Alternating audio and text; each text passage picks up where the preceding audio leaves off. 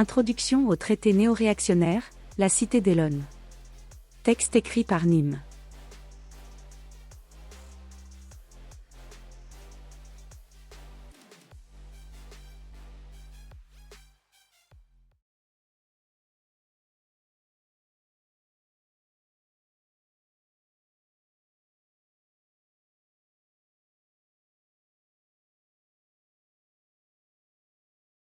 Les techno-optimistes, portés par Marc Andreessen, nous disent que nous sommes aux portes d'une singularité technologique qui va bouleverser le monde. Tout semble suivre les principes de la loi de Moore et notre puissance de calcul continue d'augmenter de façon exponentielle. Nous sommes dans les temps pour l'atteindre avant 2035 comme Ray Kurzweil l'avait initialement prédit. Pourtant, les techno-pessimistes, Yarvin en tête, leur répondent que le développement technologique est indéniable, mais peut-être ne sera-t-il pas suffisant à enrayer les effets d'une anti-singularité qui détériore l'ordre social et en premier lieu le capital humain, et qui pourrait prévenir l'avènement de la singularité.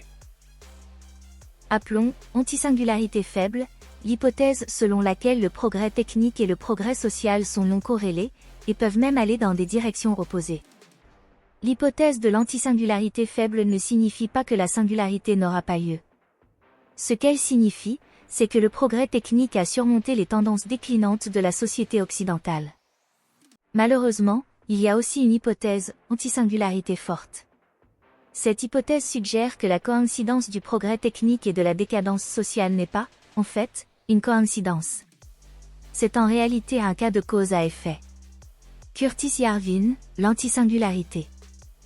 J'ai de la sympathie pour Marc Andreessen, comme pour Curtis Yarvin, mais je ne suis pas entièrement d'accord ni avec l'un, ni avec l'autre. Est-ce que l'anti-singularité est réelle? Comment pourrait-on le vérifier? Si la singularité est l'explosion de l'intelligence ayant un impact positif sur le monde, l'anti-singularité serait rigoureusement l'inverse, ou du moins, cela revient à dire que l'explosion d'intelligence artificielle n'aura pas l'impact escompté sur le monde. Mais comment obtenir un proxy mesurant de façon efficace cet effet? Statistiquement, l'intelligence est corrélée chez les humains à des résultats positifs dans le monde physique comme la réussite scolaire et professionnelle, la durée de vie ou encore la santé. Mais est-ce que l'intelligence mondiale peut seulement être mesurée efficacement via la moyenne du QI des humains qui la composent? Pas nécessairement, mais encore, ce qui nous intéresse vraiment est les résultats produits pour une société donnée. Si on accepte qu'une société est plus que la somme de ses parties, qu'elle est une entité propre, confère structure dissipative de Prigogine, qui intègre aussi la technologie, alors elle doit disposer de son intelligence propre, mais comment la mesurer? Si on accepte que l'intelligence, entendue dans sa forme la plus abstraite, est la capacité d'un système à capturer et traiter de l'information afin d'exercer une action efficace, c'est-à-dire offrant un résultat permettant une meilleure organisation, alors nous pouvons envisager que l'intelligence se confond avec les résultats de son action. Une société produisant une action plus efficace est plus intelligente qu'une société produisant une action moins efficace. En dernière instance, ce dont nous parlons en évoquant une action efficace guidée par l'intelligence est la capacité à réduire son entropie. L'entropie pouvant être vue d'un point de vue statistique avec une forte probabilité de tendre vers le désordre, un système guidé par le hasard tendra naturellement vers l'entropie maximale, le chaos. L'intelligence est au contraire la capacité à sélectionner les options qui vont permettre de tendre vers l'ordre, la réduction d'entropie ou l'extropie. L'intelligence, dans un sens plus abstrait, s'applique bien au-delà des tests de QI, à une vaste gamme de systèmes naturels, techniques et institutionnels, allant de la biologie à la robotique, en passant par les systèmes écologiques et économiques. Dans chaque cas, l'intelligence résout des problèmes en guidant le comportement de manière à produire une extropie locale, c'est-à-dire une organisation croissante. Elle se manifeste par l'évitement des conséquences probables, ce qui revient à produire de l'information. La science générale de la production d'extropie, ou de la dissipation de l'entropie, est la cybernétique. Il s'ensuit que toute intelligence repose sur une infrastructure cybernétique, constituée de circuits de rétroaction adaptatifs qui ajustent le contrôle moteur en réponse aux signaux provenant de l'environnement. L'intelligence fonctionne à partir de mécanismes intrinsèquement réalistes, car ils signalent les résultats réels des actions, et non les résultats attendus, permettant ainsi d'ajuster et d'améliorer la performance.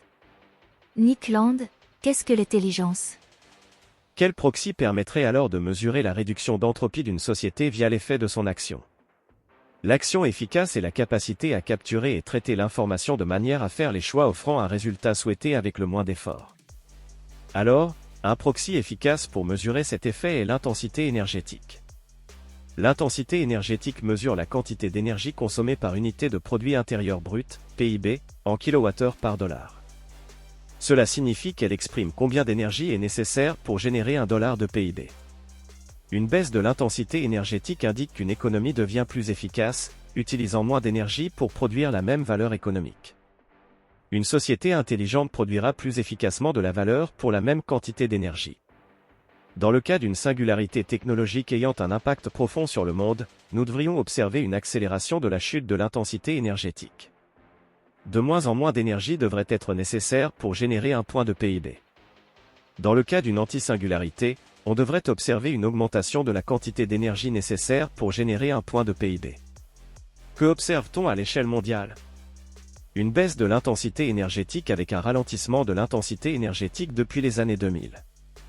Cependant, on veut la vraie valeur offrant un indicateur quant à la dynamique de l'extropie du monde.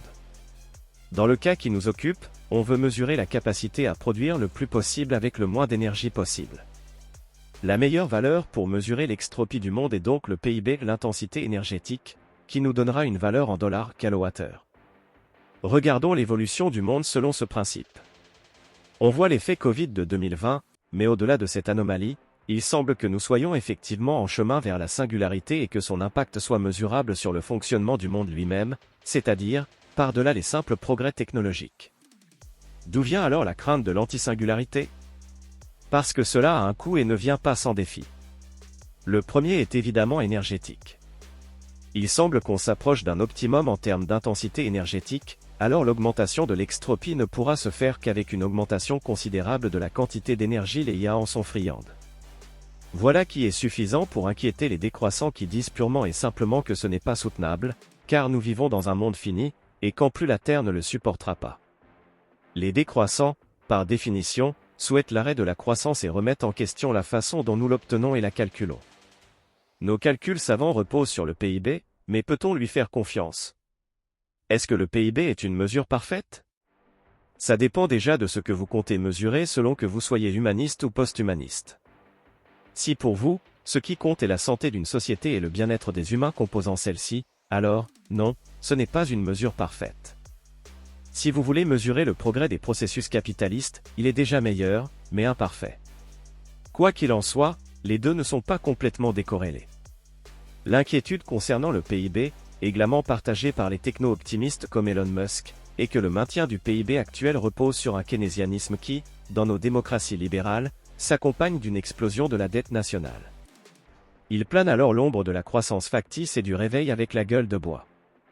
Les décroissants, qui sont des techno-pessimistes, offrent alors une solution simple à cela en disant que nous sommes en train d'essayer de forcer une chose impossible, que cela suit les lois de la nature, c'est un phénomène physique contre lequel on ne peut pas lutter. Nous atteignons le pic pétrolier, nous n'avons pas d'énergie aussi efficace pour la remplacer, il faut l'accepter et sortir de la croissance. Nos sociétés auraient trouvé un optimum physiquement indépassable, même déjà trop élevé et destiné à redescendre. Tout cela ne fut qu'une parenthèse enchantée. Il faut donc se préparer au mieux.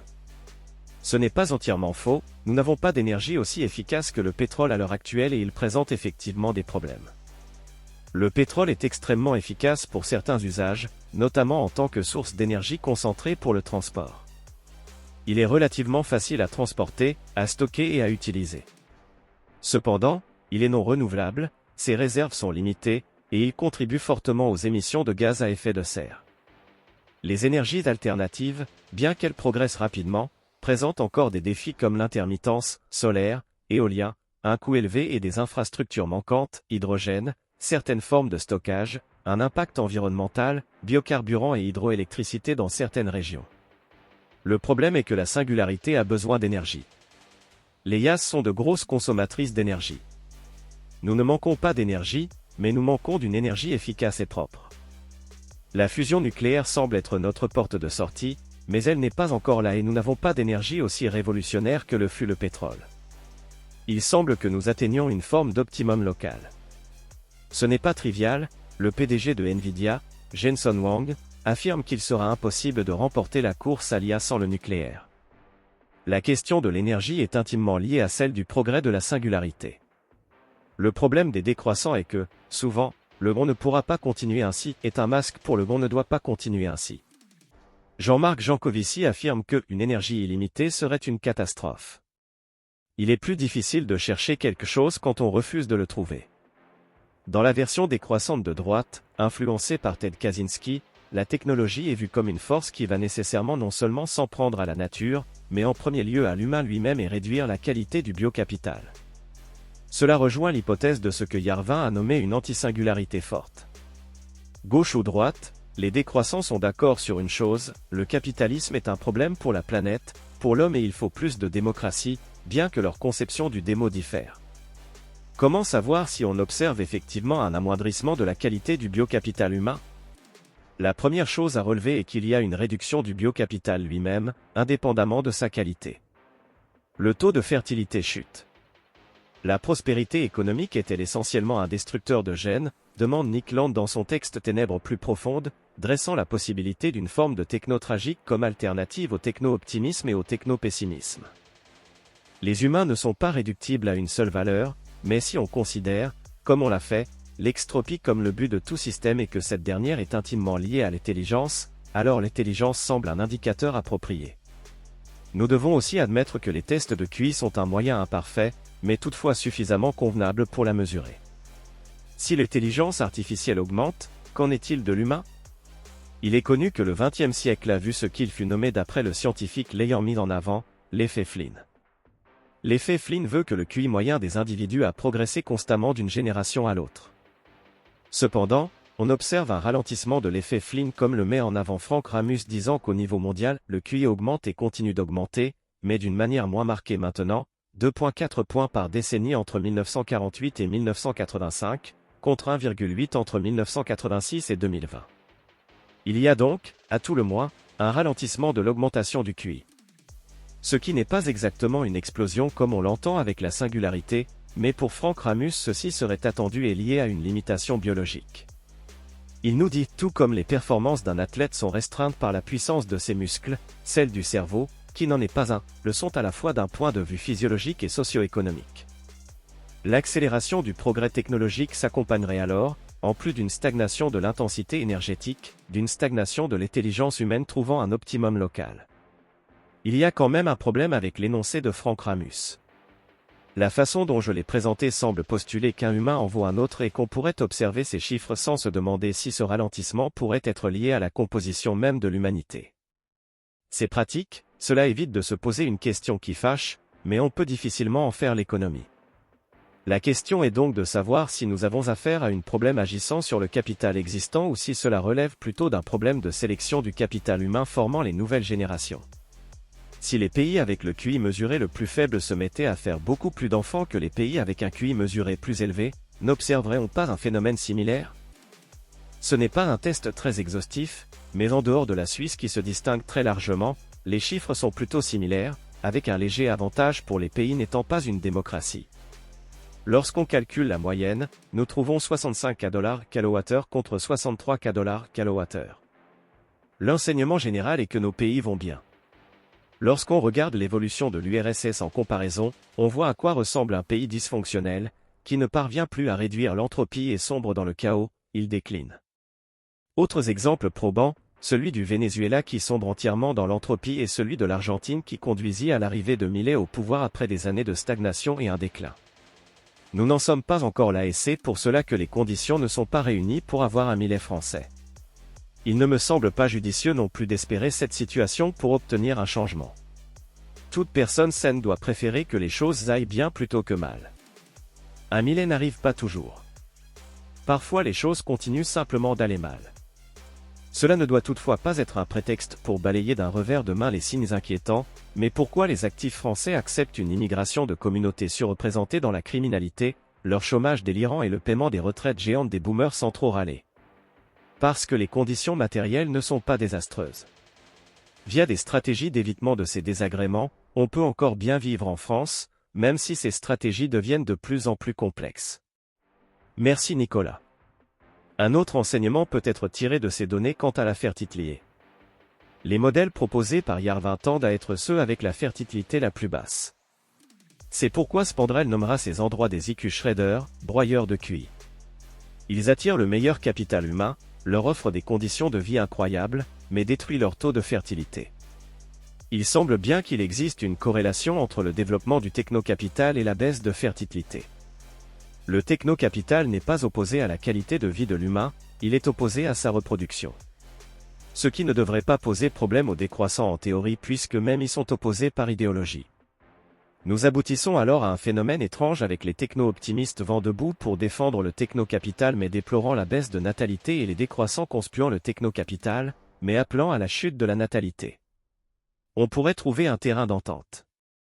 Dernière chose à noter, malgré le faible taux de fertilité, ces endroits ne font pas appel à l'immigration massive et de moindre qualité en la traitant comme l'égale de sa population. Ceci semble être une spécificité des démocraties libérales qui font le choix de résoudre le problème de la baisse de fertilité par le remplacement de sa population. Si on devait s'aventurer à proposer un lien de cause à effet, il semble alors que le technocapital est responsable de la baisse de fertilité, et que les institutions démocratiques sont responsables de l'immigration de remplacement.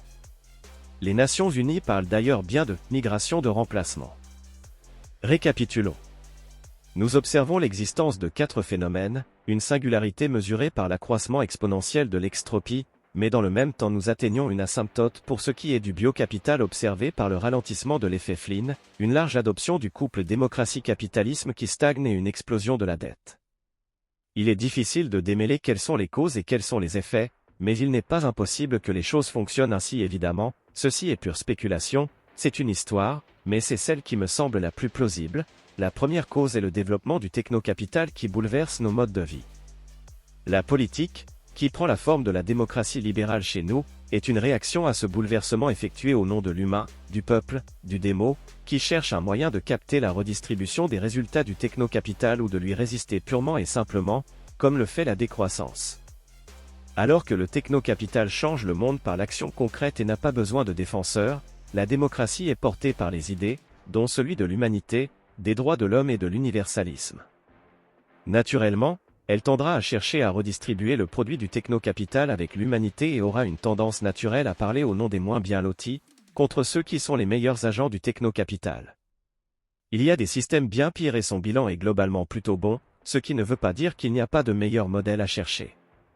Le danger qu'elle présente quand le technocapital fonctionne trop bien, c'est qu'elle peut se permettre de générer un discours qui s'écarte de plus en plus de la réalité. On peut supporter les idées les plus folles comme celle du racisme systémique car la technologie continue de nous amener suffisamment de puissance. On ne paie pas cash ce genre d'erreur, mais cela reste un danger. Par exemple, en 2021, les 100 plus grandes compagnies US n'ont embauché que 6% de blancs, ce qui revient à dire qu'ils ont largement pratiqué la discrimination. Même si tout va globalement bien, il faut bien observer ses conséquences fâcheuses et la tendance de la démocratie à dériver lentement vers une bureaucratie constituant un frein institutionnalisé au technocapital qui n'a besoin que de la liberté. Elle procède à la destruction systématique du capital par un léviathan tentaculaire et une fraude macroéconomique omniprésente, sapant les incitations économiques, écrasant les horizons temporels et brouillant la découverte des prix dans le bruit d'une monnaie fiat dévalorisée. C'est ainsi que, comme Peter Thiel l'a relevé, la liberté et la démocratie sont naturellement opposées. Il n'est pas le premier à dresser ce constat. Les libertariens, mais surtout les anarcapes, hop en tête, relèveront que le principe même de la démocratie permet à des gens, la gauche, d'obtenir le pouvoir en tirant vers toujours plus de socialisme. Ceci étant possible via la démocratie, elle serait, de facto, un système de gouvernement opposé aux idées libérales.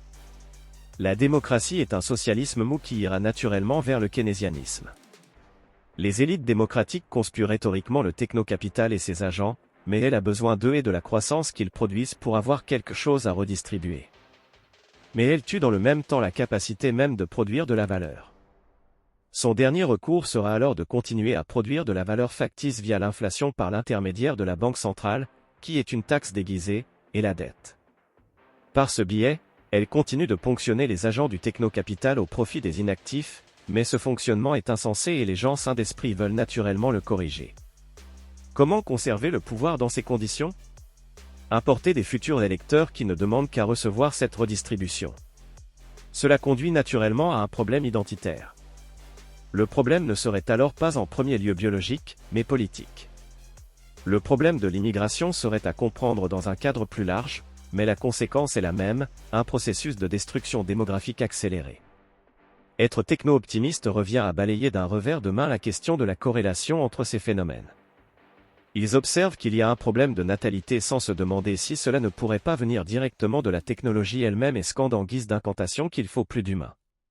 Plus d'humains, peu importe lesquels, serait plus d'intelligence permettant l'avènement de la singularité.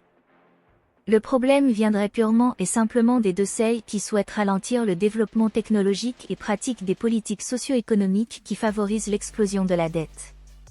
Cela ne doit pas remettre en question la démocratie elle-même. Il faut battre les deux seuils démocratiquement. Nous croyons que l'Amérique et ses alliés doivent être forts et non faibles.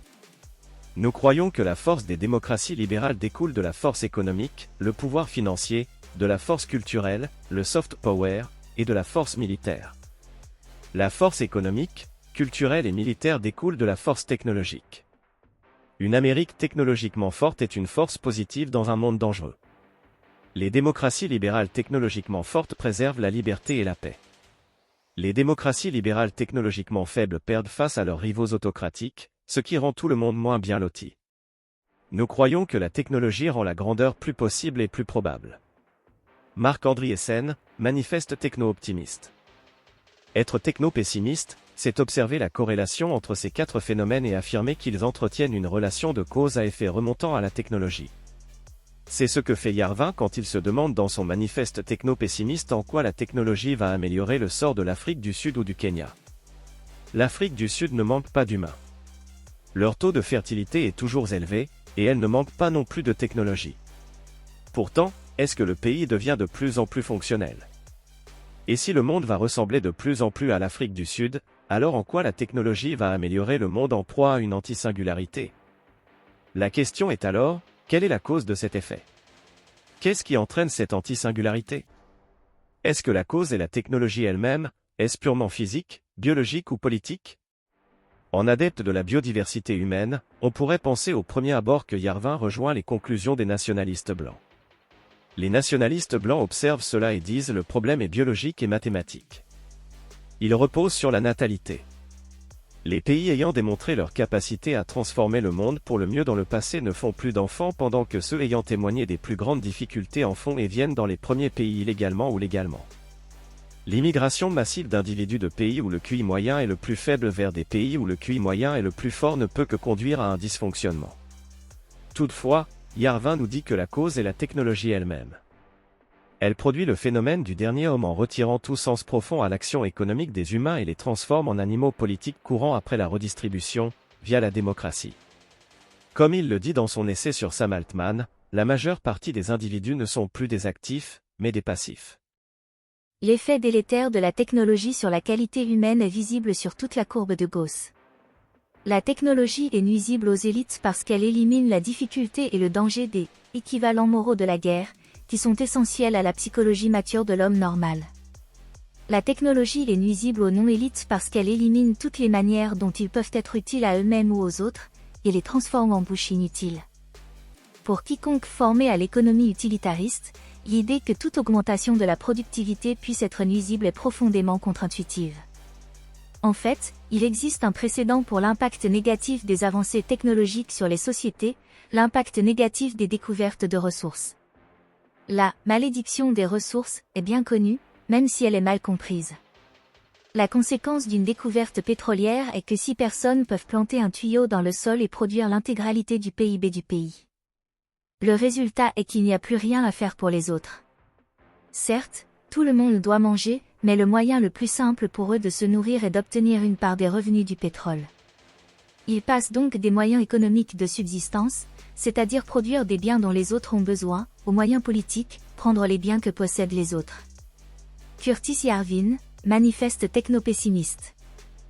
La conclusion d'une telle pensée, sa seule option possible, serait alors de réduire la technologie proactivement, ce qui est nécessairement illibéral, cela a un nom, c'est la décroissance.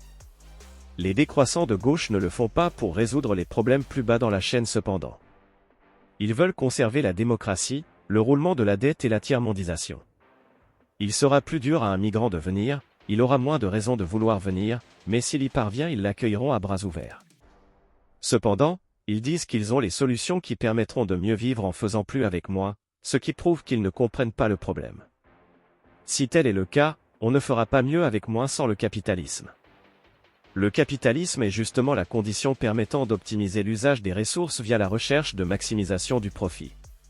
Tous les pays adoptant le capitalisme semblent converger vers un optimum d'intensité énergétique. Si c'est une fatalité, on fera moins avec moins, mais cela signifie tout simplement un effondrement et ce n'est pas réjouissant. Yarvin n'est pas exactement un décroissant, mais il y a néanmoins une partie de son œuvre, celle qui me sied le moins, qui est très illibérale et flirte avec cette ligne de pensée. Dans l'essai, Sam Altman n'est pas un idiot béat, il critique la croissance, peu importe la façon de la mesurer, et défend une vision de retour à la dignité de ces individus, rendus passifs plutôt qu'actifs, par le travail, quitte à ce que l'État propose du travail inutile et qu'un contrôle de la technologie soit effectué. C'est ici pour lui un moyen de maintenir la qualité humaine des actifs, plutôt que de passer par la simple redistribution sans effort. En effet, à mesure que la singularité approche, l'avenir du travail devient clair. Il existe un seuil de puits en dessous duquel tout être humain, peu importe à quel point il est bon marché à nourrir, est un passif. Curtis Yarvin, Sam Altman n'est pas un idiot béat. Je crois que l'analyse de Yarvin est correcte quant au sens des causes et des effets. J'ai beaucoup de mal cependant à en conclure que la technologie est le problème en soi. Si je ne vois pas comment la technologie pourrait résoudre le problème de l'Afrique du Sud, je ne vois pas non plus en quoi la technologie serait son problème et comment l'absence de technologie en serait la solution. En revanche, je vois comment l'absence de démocratie pourrait l'être et la ville d'Orania en incarne un exemple. Je vois même comment la technologie pourrait être une solution pour Orania pour se développer et se défendre. Yarvin lui-même dit dans le même texte que personne ne peut contester la rapidité avec laquelle la technologie a progressé entre 1950 et 1970 et ce sont précisément des années charnières qu'on nomme en France les 30 glorieuses, de 45 à 75, qui ont connu un essor et une vie d'opportunités pour tous. En réalité, dans ce genre de situation, la démocratie n'est pas un problème majeur puisque nous produisons une grande quantité de richesses. Le poids de la redistribution instituée via la démocratie devient de plus en plus lourd précisément quand les innovations technologiques stagnent. Elle peut même amplifier ces problèmes et conduire la société entière à l'abîme, et c'est cela que nous observons aujourd'hui. La technologie n'est alors pas la solution à un problème politique, mais elle n'est pas non plus un problème en soi. L'accélérationnisme est en accord avec les anarcapes. C'est ici un point fondamental où Yarvin et Land sont en désaccord. Yarvin est un humaniste, Land est un post-humaniste. Ce n'est pas trivial, mais il est possible d'aligner leurs positions. Comme les techno-optimistes, l'accélérationnisme est contre le contrôle de la technologie. Contrairement à eux, il part du principe qu'on ne peut pas revenir au libéralisme classique à partir de là où on est aujourd'hui, la démocratie libérale. C'est un développement qui est parti de la monarchie et que la démocratie a érodé. On ne peut pas y revenir en partant de la démocratie. L'accélérationnisme s'empare des idées du néo-caméralisme et du patchwork de Yarvin pour en faire un système qui va accompagner la singularité technologique. Comme le pétrole est une forme d'optimum local pour l'énergie, la démocratie libérale est une forme d'optimum local pour l'organisation sociale. Tant que le pétrole coule à flot, il n'y a pas d'incitation pour Ford trouver une énergie de remplacement et de la même façon, tant que la démocratie libérale offre une qualité de vie suffisante, alors il n'y a pas d'incitation à tester un nouveau modèle. Pire encore, les individus qui ont un intérêt personnel à ce qu'on ne trouve pas tout de suite d'alternative au pétrole et à la démocratie libérale feront tout pour que cela n'arrive pas. C'est l'idée de la cathédrale de Yarvin. Orania existe car le contexte de l'Afrique du Sud existe en premier lieu. Elle est apparue comme une alternative souhaitable à ses résidents. Si le monde ressemble de plus en plus à l'Afrique du Sud, alors il y aura de plus en plus d'Orania, mais si dans le cas d'Orania cela prend une tournure raciale, la préférence peut reposer sur bien d'autres principes. Le néocaméralisme est alors une alternative de gouvernance convaincante, mais la valeur de la proposition de Yarvin réside réellement dans le patchwork. Le patchwork est un cadre permettant de tester une multitude de systèmes organisationnels. L'explosion de l'intelligence trouverait alors ici une explosion des capacités de tester les organisations. L'accélérationnisme, lorsqu'il est pensé de manière efficace via le patchwork, est une solution aux problèmes économiques et identitaires. La démocratie est alors remplacée par un système où on vote avec ses pieds, l'exit, qui empêche toute action étatique reposant sur la dette et permet une organisation selon les préférences de chacun, selon leurs considérations identitaires. Il n'est pas très important d'être d'accord sur les préférences de chacun car avec le patchwork, les décisions ne reposent pas sur le consensus, mais sur le choix de vivre dans un patch en accord avec ses préférences.